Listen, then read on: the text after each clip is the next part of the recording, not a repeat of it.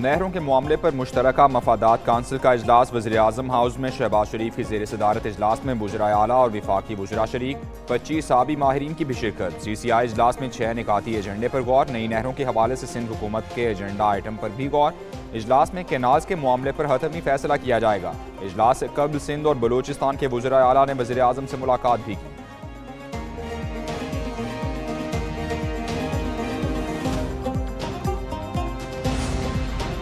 نہروں کے منصوبے کے خلاف سندھ میں احتجاج کا سلسلہ بھی جاری سکھر میں وکلاء کا 11ویں روز بھی دھرنا سندھ اور پنجاب کے درمیان گڈز ٹرانسپورٹس بند سندھ میں دھرنوں سے سڑکوں کی بندش پر ٹرانسپورٹرز کا بھی احتجاج کراچی میں گڈز ٹرانسپورٹرز نے ریلی نکالی حکومت سندھ سے مذاکرات کامیاب ہونے پر ٹرانسپورٹرز کا احتجاج ختم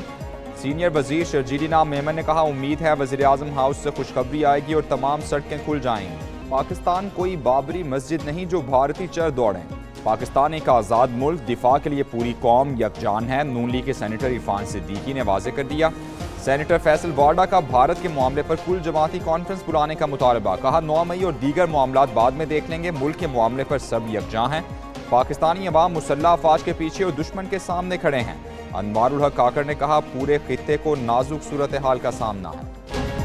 بھارت سے کشیدگی تحریک انصاف کی اے پی سی بلانے کی تجویز بانی پی ٹی آئی کو بھی آل پارٹیز کانفرنس میں بلانے کا مطالبہ بیرسٹر علی ظفر کا سینٹ اجلاس میں اظہار خیال بولے بھارت کا سینتاس معاہدے پر عمل درآمد روکنا اعلان جنگ ہوگا شبلی فراز نے کہا بھارت کا مقصد ہے کسی طرح سے پاکستان کو نقصان پہنچایا جائے جب ملک کی لائف لائن بچانے کی بات ہو تو اس کی تیاری کرنا ہوگی سیکیورٹی فورسز کا افغان سرحد کے قریب سویپنگ آپریشن مزید 17 خوارج ہلاک آئی ایس پی آر کے مطابق ہلاک خارجیوں سے اسلحہ گولہ بارود اور دھماکہ خیز مواد برآمد ہوا خارجی دہشت گرد اپنے بھارتی آقاؤں کے ایما پر کام کر رہے تھے 3 روز میں ہلاک خارجیوں کی تعداد 71 ہو گئی وزیر اعظم کا خارجیوں کو ہلاک کرنے پر سیکیورٹی فورسز کو خراج تحسین جنوبی وزیرستان کے علاقے وانا کے رستم بازار میں دھماکہ 7 افراد جاں بحق 20 زخمی زخمیوں کو مقامی اسپتال منتقل کر دیا گیا پولیس کے مطابق دھماکہ سابق امن کمیٹی ممبر سیف الرحمان کے دفتر پر ہوا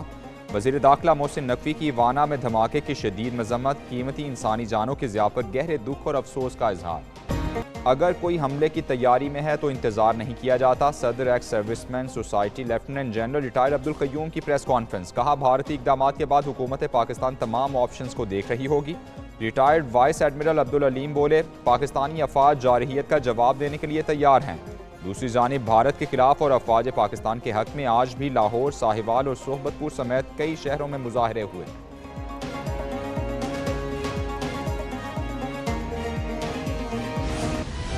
رمضان پیکج کی کامیابی اور مستحقین تک رقوم کی ڈیجیٹل فراہمی نمایاں کارکردگی کا مظاہرہ کرنے والوں کی پذیرائی کے لیے تقریب سجائی گئی وزیر اعظم کی شرکت شہباز شریف نے کہا مستحق افراد کا وقار برقرار رکھتے ہوئے شفاف انداز میں ادائیگیاں کی گئیں پنجاب کی تاریخ میں رابطہ سڑکوں کی بحالی کا سب سے بڑا پروگرام پنجاب میں 12,000 سڑکوں کی تعمیر و بحالی کا ریکارڈ قائم 460 سڑکوں کی تعمیر و توسیع اور بحالی کا کام تیزی سے جاری اگلے مالی سال میں انٹر ڈسٹرکٹ اور انٹر ولیج روڈ کی تعمیر و بحالی کی تجویز وزیر اعلیٰ مریم نواز کی سڑکوں کو تجاوزات سے پاک کرنے کے لیے قوانین پر عمل کی ہدایت سویلینز کے ملٹری ٹرائل کے خلاف انٹرا کورٹ اپیلوں پر سماعت جسٹس جمال مندوخیل نے ریمارکس دیے حکومت جو مرضی پالیسی فیصلہ کرے عدالت نے اپنا کیس دیکھنا ہے حکومت کے پالیسی فیصلے سے مقدمے پر اثر نہیں پڑے گا پارلیمنٹ کی ثوابدید ہے آرمی ایکٹ میں ترمیم کرے یا نہ کرے اٹارنی جنرل نے کہا حکومت نہروں اور بھارت کے معاملات پر مصروف رہی مشاورت کے لیے مزید 1 ہفتہ درکار ہوگا سپریم کورٹ نے سماعت 5 مئی تک ملتوی کر دی